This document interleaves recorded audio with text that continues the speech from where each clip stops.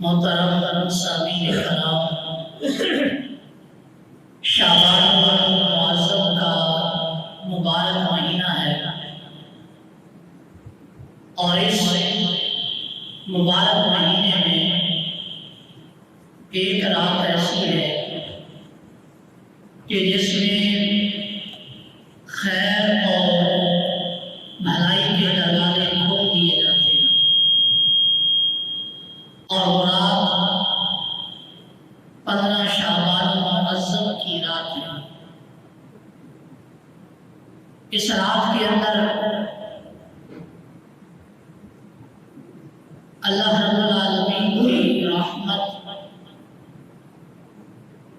ساری رات لوگوں کی طرف متوجہ رہتی ہے،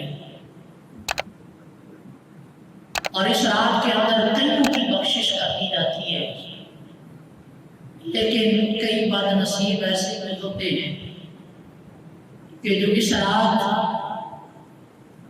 بھی مغفرت سے محروم کر دیے جاتے ہیں،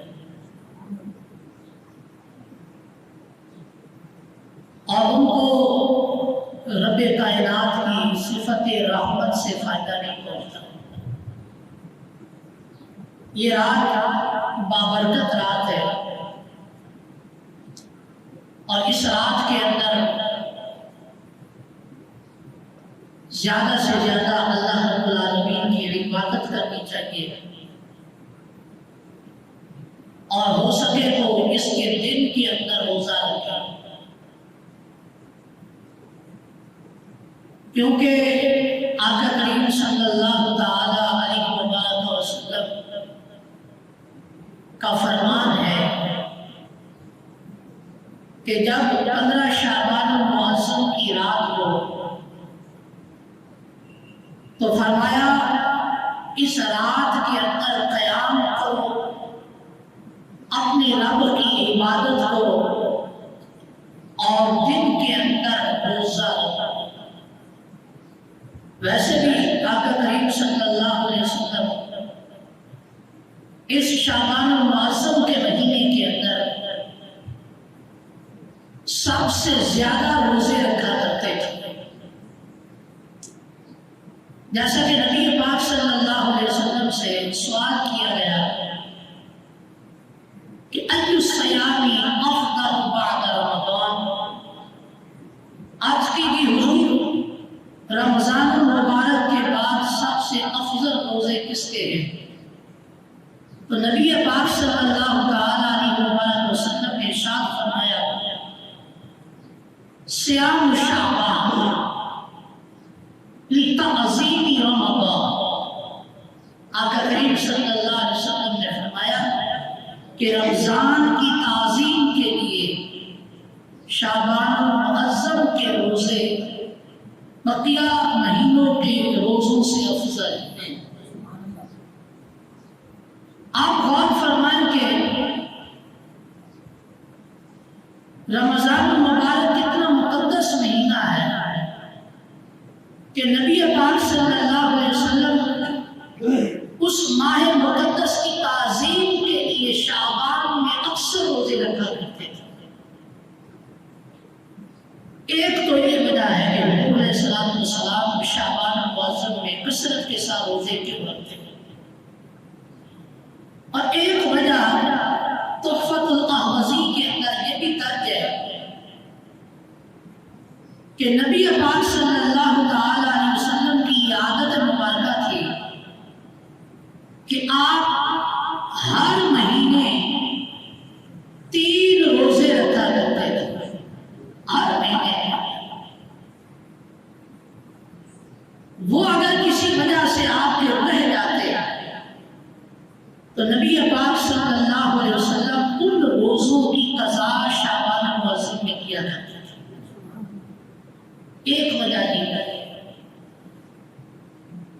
تو بہرحال وجہ کوئی بھی ہو، آقا کریم علیہ السلام کا عمل ہمارے ساتھ ہے کہ حضور علیہ السلام اس شعبان کے مہینے کے اندر کثرت کے ساتھ روزے رکھا کرتے تھے، اور ایک وجہ علماء کرام نے یہ بھی بیان کی ہے کہ نبی پاک علیہ السلام شعبان میں اس لیے بھی روزے کثرت کے ساتھ رکھتے تھے تاکہ ایک عادت بن جائے، اور رمضان المبارک کے روزے جو کہ فرض ہیں ان کے رکھنے کے اندر دشواری پیش نہ آئے، عادت ایک بن جائے۔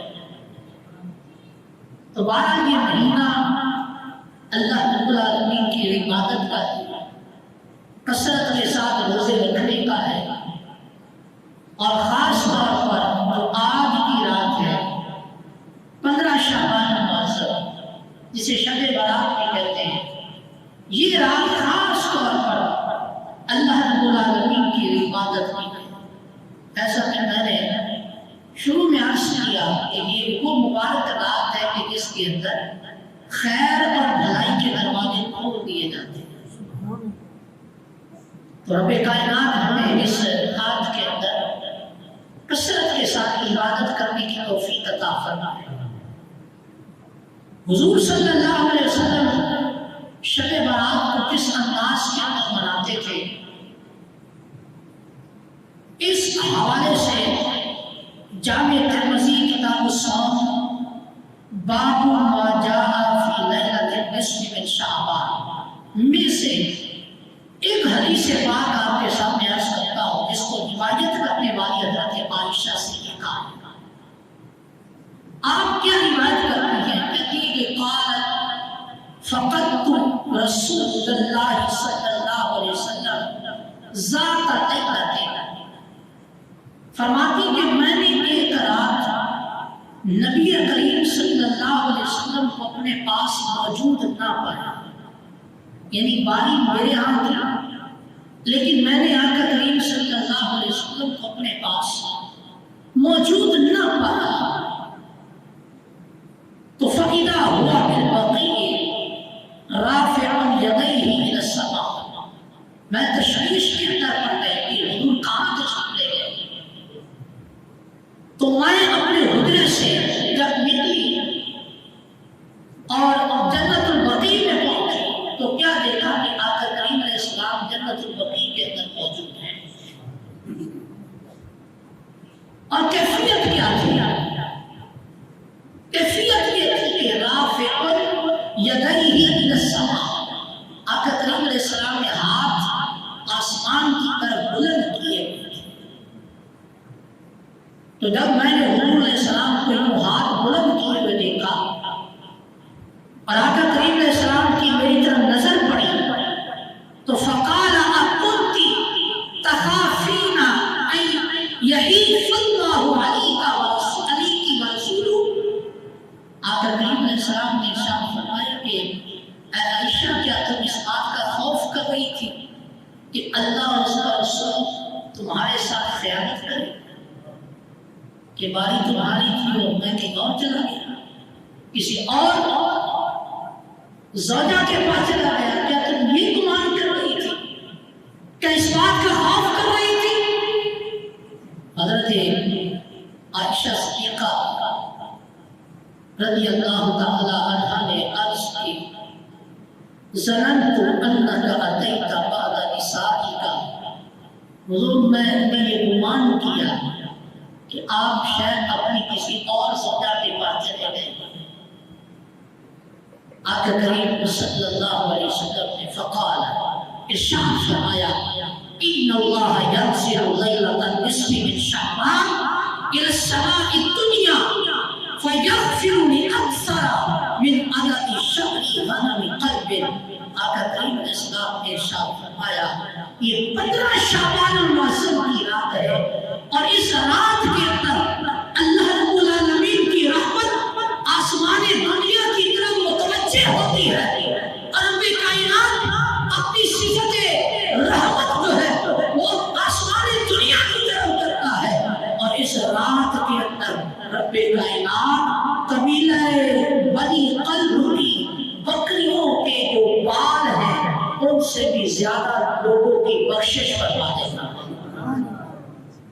بنی کی جو بکریاں ہیں ان کے اوپر جو بال ہیں اور میں ان کی تعداد سے بھی زیادہ لوگوں کی اس رات میں بخشش فرما دیتا ہوں۔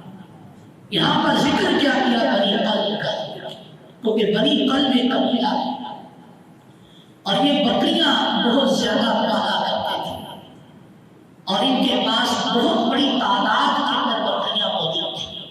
اس لیے آقا کریم علیہ السلام نے فرمایا کہ بنی قلب کی جو بکریاں ہیں ان بکریوں کے جسم پر جو بال ہیں رب کائنات اس تعداد سے بھی زیادہ 15 شعبان کی رات میں لوگوں کی بخشش کر دیتا ہے۔ یہ وہ مبارک بات ہے۔ محترم اس حدیث پر اگر آپ تھوڑا سا غور کریں تو شروع کے اندر آقا کریم علیہ السلام نے کیا ارشاد فرمایا؟ ارشاد فرمایا کہ اَكُنْتِ تَخَافِينَ أَن يَحِيفَ اللَّهُ عَلَيْكِ وَرَسُولُهُ۔ ارشاد یہ فرمایا تھا اے عائشہ، کیا تم اس بات کا خوف کر رہی تھی کہ اللہ اور اس کا رسول تمہارے ساتھ خیانت کرے گا؟ محترم یہاں پر غور فرمائیں کہ رب کائنات کے پیارے حبیب صلی اللہ علیہ وسلم نے اپنے ساتھ اللہ رب العالمین کا بھی ذکر کیا کہ اللہ اور اس کا رسول تمہارے ساتھ خیانت کرے گا۔ اس کے تحت علماء نے لکھا کہ اس سے اشارہ اس بات کی طرف ہے کہ اللہ اور اس کا رسول ایک دوسرے کو لازم ہے، ایک دوسرے کو لازم ہے۔ اور فرمایا کہ اس سے مراد یہ ہے کہ اگر کوئی رسول اللہ صلی اللہ علیہ وسلم کی اطاعت کرتا ہے تو فرمایا وہ ایسے ہی ہے جیسے وہ رب کی اطاعت کرتا ہے۔ اور اس کی طرف اشارہ رب کائنات نے قرآن میں بھی بیان کیا ہے۔ فرمایا من یطیع الرسول فقد اطاع اللہ، فرمایا جو رسول کی اطاعت کرتا ہے فرمایا اس نے اللہ کی اطاعت کی۔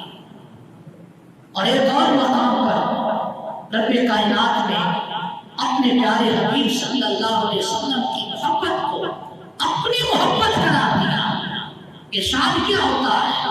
ہمیں قل ان کنتم تحبون اللہ فاتبعونی یحببکم اللہ۔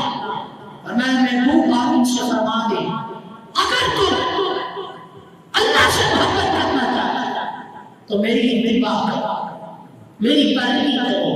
جب تم میری پیروی کرو گے یحببکم اللہ، اللہ تمہیں اپنا محبوب بنا دیا۔ تو یہاں پر حدیث پاک میں نبی پاک علیہ السلام نے کیا فرمایا؟ اے عائشہ، کیا تم اس بات کا خوف کرتی ہے کہ اللہ اور اس کا رسول تمہارے ساتھ خیانت کرے گا؟ حضور علیہ السلام نے اپنے ساتھ اللہ رب العالمین کا بھی ذکر کیا۔ اشارہ اس بات کی طرف تھا کہ اللہ اور اس کے رسول ایک دوسرے کو لازم ہے۔ رسول اللہ کی محبت اللہ کی محبت ہے اور رسول اللہ کی اطاعت اللہ کی اطاعت ہے۔ اسی طرح آقا کریم صلی اللہ علیہ وسلم کی ایک اور حدیث پاک جس کو روایت کرنے والی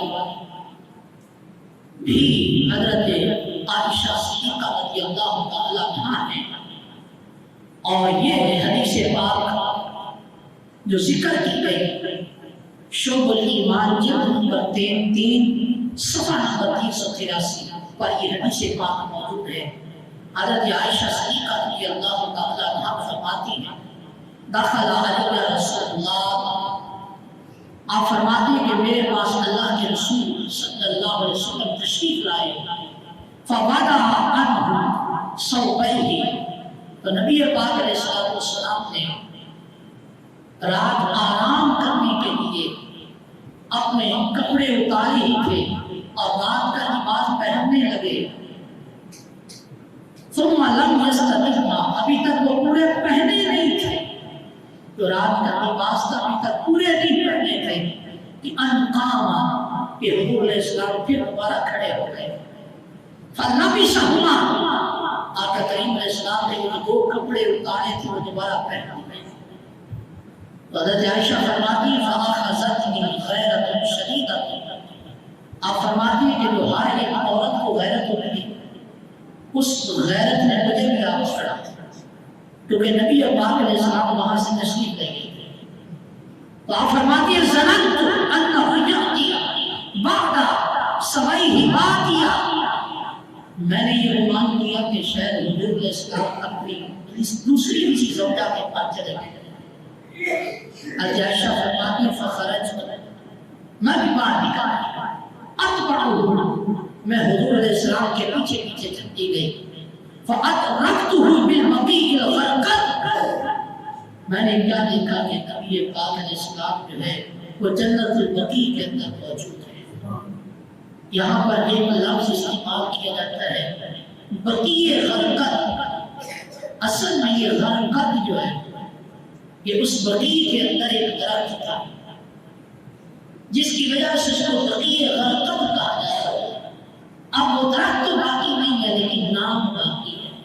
اور عائشہ فرماتی ہیں میں جب نکلی تو میں نے نبی پاک علیہ السلام کو بقیع پاک کے اندر پایا،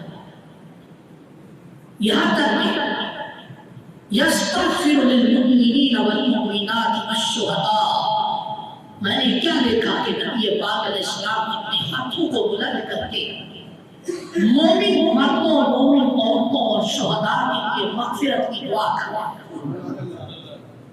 مغفرت کی دعا کر رہے ہیں، رات کا وقت ہے اور آقا کریم علیہ السلام اپنے مومن مردوں اور مومن عورتوں کے لیے مغفرت کی دعا کر رہے ہیں۔ فَقُلْتُ بِأَبِي وَأُمِّي أَنْتَ فِي حَاجَةِ رَبِّكَ وَأَنَا فِي حَاجَةِ الدُّنْيَا۔ عائشہ فرماتی ہے میں نے حضور علیہ السلام کی بارگاہ میں عرض کی حضور میرے ماں باپ آپ پر قربان ہو جائے، آپ تو رب کے کام میں لگے ہوئے، آپ تو رب کے کام میں لگے ہوئے اور میں دنیا کے کام میں لگی ہوئی ہوں، کہ یہ گمان کر کے چلی ہوں کہ شاید آپ اپنی کسی دوسری زوجہ کے پاس چلی گئی۔ عرض کی حضور میرے ماں باپ آپ کا قربان ہوتا ہے کہ آپ تو رب کے کام میں لگے ہوئے ہیں کہ اپنے مومن مردوں اور عورتوں کے لیے مغفرت کی دعا کریں۔ حضرت عائشہ فرماتی ہے فانصرفت، میں وہاں سے واپس آ گئی، فدخلت حجرتی، یہاں تک کہ میں اپنے حجرے میں داخل ہو گئی، ولی نفس عالم، آپ فرماتی میں اتنی تیزی سے نہیں چلا کہ جب واپس حجرے کی طرف آئی تو میری سانس پھولی ہوئی تھی، سانس میری پھولی ہوئی تھی۔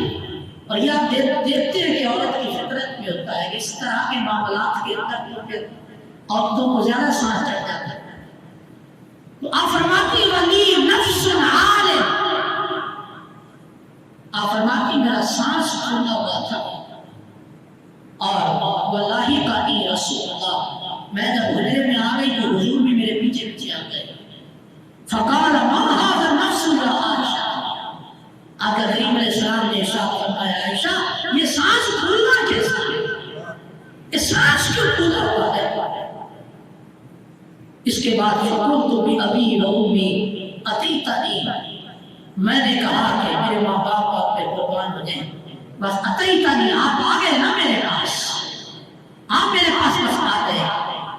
اور اس کے بعد نبی پاک علیہ السلام نے اپنے ان کپڑوں کو اتارا اور یہاں تک کہ آپ فرماتی ہیں کہ میں نے جب آپ کو یہ دیکھا تھا کہ آپ گھر میں آئے، ابھی آپ نے کپڑے اتارے اور رات والے کپڑے بھی پورے بھی نہیں پہنے تھے اور آپ چلے گئے، تو پھر مجھے بھی وہی غیرت آ گئی جو عورتوں کو آتی ہے، اس وجہ سے مجھے سانس نہیں چڑھ گیا، میں پیچھے آپ کی چلی گئی کہ نبی پاک علیہ السلام کہاں تشریف لے گئے۔ آج کی وہ اس وجہ سے میری سانس پھوٹ ہوئی، یہاں تک کہ آپ جب آ ہی گئے تو خوش آمدید، تو نبی پاک علیہ السلام نے ارشاد فرمایا قال یا عائشہ، نبی پاک علیہ السلام نے ارشاد فرمایا عائشہ کیا تم اس بات کا خوف کر رہی تھی کہ اللہ اس کا رسول تمہارے سے خیانت کرے؟ ایسا نہیں، نہ اللہ کسی کے ساتھ خیانت کرتا ہے نہ اس کا رسول کسی سے خیانت کرتا ہے۔ اس کے بعد آقا کریم صلی اللہ علیہ وسلم نے ارشاد فرمایا اے عائشہ میں حکمت بتا دوں تمہیں کہ میں نے ابھی پورے کپڑے رات کے پہنے نہیں تھے کہ میں فوراً واپس چلا گیا، وجہ یہ تھی بل اتانی جبریل علیہ السلام، جب میں نے ابھی تک کپڑے پورے نہیں پہنے تھے کہ جبریل امین میرے پاس آ گئے اور فقالا جبریل امین نے عرض کی هذه الليلة ليلة النصف من شعبان. جبریل امین نے عرض کی حضور یہ رات 15 شعبان کی رات ہے، 15 شعبان کی رات ہے. وَلِلَّهِ فِيهِ مُتَقَامٌ مِّنَ النَّارِ بِعَدَدِ الشُّعُورِ غَنَمِ قَلْبٍ. اور مجھے یہ عرض کی حضور اللہ نے اس رات کے اندر آپ کی امت میں سے بنی قلب کی بکریوں کے بالوں کی تعداد کے برابر لوگوں کی بخشش کر دی. یہ وہ رات ہے آقا کریم صلی اللہ علیہ وسلم سے عرض کی لا ينظر اللہ فیہا الى مشرک ولا الى مشاہد ولا قاطع رحم ولا الى مسبل ولا الى آکل والدیہ ولا الى مدمن خمر. قال ثم بدا صبرین. اور مجھ سے جبریل امین نے عرض کی کہ حضور یہ وہ 15 شعبان کی رات ہے کہ جس رات کے اندر اللہ رب العالمین اپنی صفت رحمت اس آسمان دنیا کی طرف متوجہ کر دیتا ہے اور ساری رات رب کی رحمت آسمان دنیا کی طرف متوجہ رہتے ہیں. جو بھی اس کی بارگاہ کے اندر بخشش کو طلب کرتا ہے رب کائنات اس کو بخش دیتا ہے.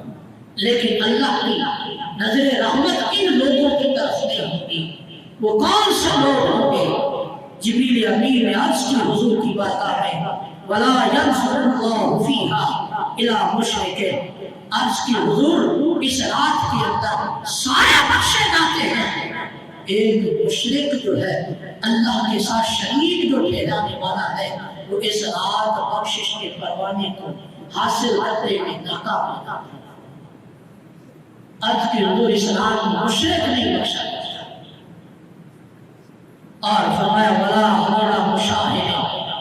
اور فرمایا اس رات کے اندر جو تکبر کرنے والا ہے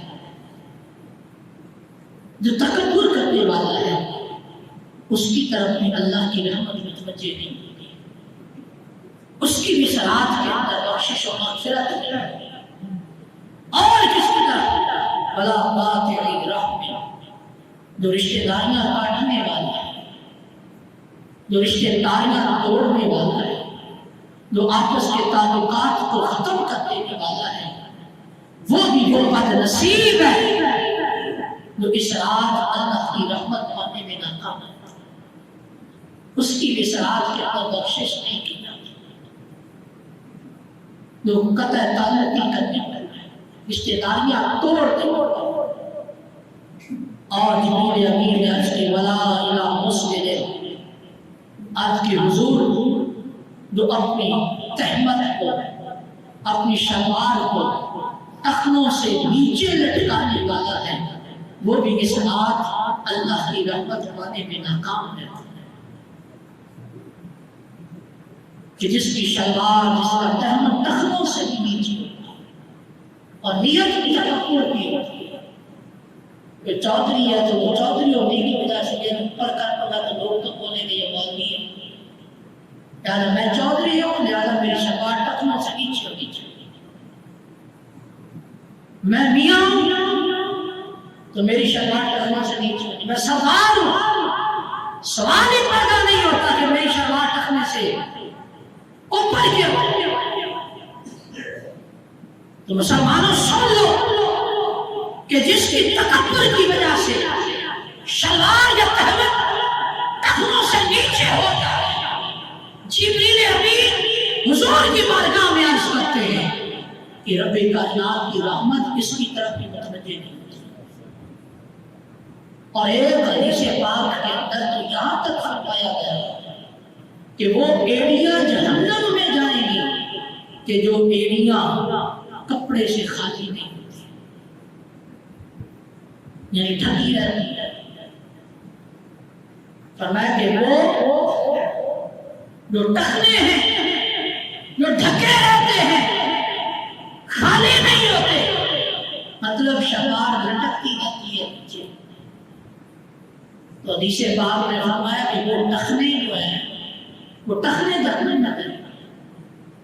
اس لیے ضرورت اس بات کی ہے کہ ہم غور اپنی شلواریں ٹخنوں سے اوپر رکھیں. جو ایک مسلمان کا عاجزانہ طریقہ ہے اور جو ایک مسلمان کے کردار میں ہونا چاہتا ہے. تو جبریل امین نے حضور علیہ السلام کی بارگاہ کے اندر عرض کی کہ یا رسول اللہ صلی اللہ علیہ وسلم جس کی شلوار یا تہمت ٹخنوں سے نیچے طرف بھی اللہ کی رحمت متوجہ نہیں ہوتی.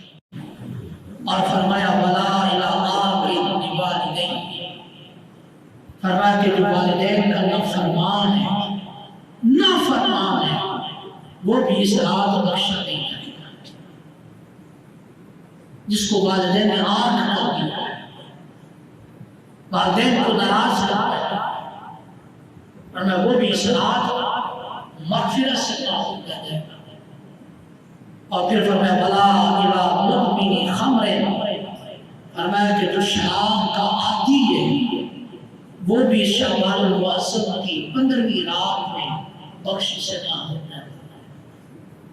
اور اس کے علاوہ جو بھی اللہ کی طرف متوجہ ہو اور اس بارگاہ سے معافی کا طلبگار ہے تو رب کائنات اس کو بخش دیتا ہے.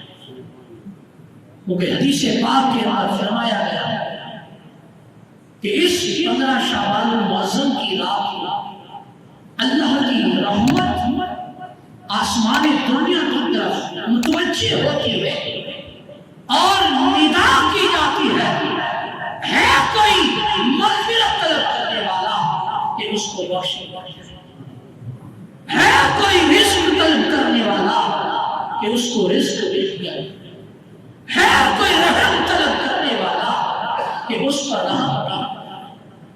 جو ساری رات ندا پکارا جاتا ہے، گویا کہ ایک مسلمان کو متنبہ کیا جا رہا ہے اے مسلمان اس رات کے اندر سونا نہیں بلکہ اللہ کی بارگاہ کے اندر استغفار کرتا ہے، اپنے گناہوں کی معافی مانگتے رہے، اپنے رزق میں وسعت مانگتا ہے، اپنے حال پر رحم کو طلب کرتے رہے. کیونکہ اس رات کے اندر اللہ کی رحمت آسمان دنیا کی طرف متوجہ ہے. جو بھی مانگ رہا ہے اسے دیا جا رہا ہے سوائے ان لوگوں کے کہ جن کے بارے میں جبریل امین نے حضور سے عرض کیا کہ ان کی طرف اللہ کی رحمت اس رات میں متوجہ نہیں ہوتی. تو محترم یہ آج کی رات ہے، یہ وہی رات ہے کہ جس رات کے اندر بخشش کے پروانے ادا کیے جاتے ہیں، جس میں رزق میں وسعتیں دی جاتی ہیں، جس کے اندر انسان کے اعمال پیش کیے جاتے ہیں، جس رات کے اندر اللہ رب العالمین کی بارگاہ کے اندر ہر بندے کے اعمال پیش کیے جاتے ہیں، ہر حکمت اور فیصلے والے امور اس رات کے اثر